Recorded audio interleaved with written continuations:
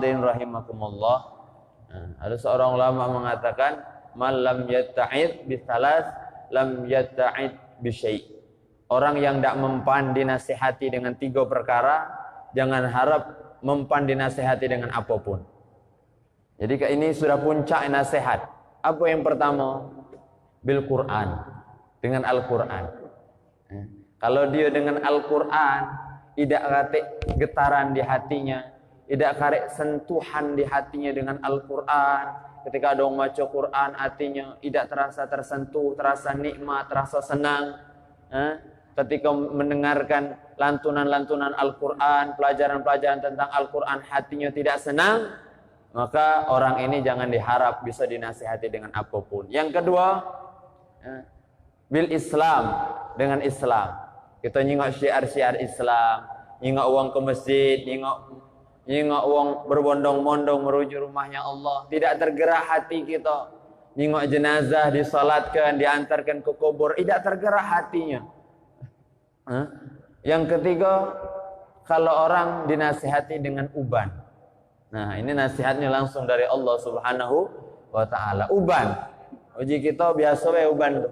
Itu nasihat dari Allah Subhanahu wa ta'ala. Artinya, sekarang rambutmu yang memutih, nanti seluruh pakaianmu akan memutih semuanya. Berarti tanda kita akan kembali kepada Allah Subhanahu wa ta'ala. Maka kalau mohon maaf, kalau sudah ada uban masih tidak berubah, masih cak lamo tulah, cak lamo tulah, masih gawe maksiat laju, mendak ke masjid laju, sholat tidak peduli.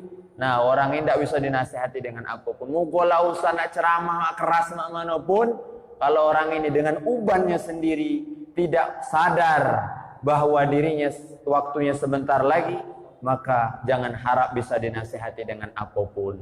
Nah, maka dari itu, dan juga mohon maaf, tidak nunggu beruban dulu, enak berubah.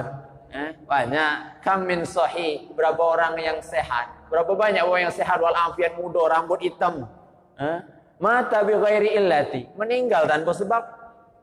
Pagi-pagi terkabar inna lillahi wa inna ilaihi rajiun, fulan bin fulan meninggal. Semalam baru main gap sama aku. Semalam baru main kartu sama aku. Semalam baru kami ngopi bareng. Kami makan bareng. Pagi laju. Tidak kata jaminan. Muda, tua, sehat, sakit. Dan berapa banyak kita ingat orang yang sakit. Wa kam min sakimin, berapa banyak orang yang sakit? Asya minad dahri, sampai sekarang masih hidup. Terkabar dari sebelum zaman Covid. Sebelum zaman Covid. Sudah sakit ya. Sampai sekarang lado Covid belum meninggal juga.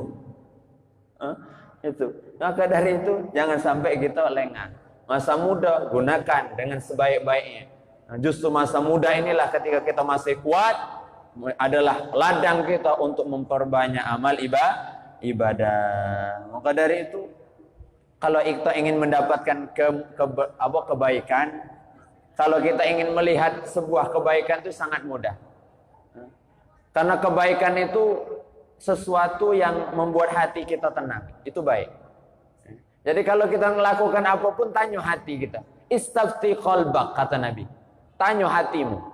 Ketika kau ingin maksiat, tanya hatimu. Ketika kau ingin maling, ingin korupsi, ingin melakukan kemaksiatan, tanya hatimu. Bagaimana kondisi hatimu? Albirru husnul khuluq. Kebaikan itu yang membuat akhlak yang baik. Itu kebaikan, pasti baik.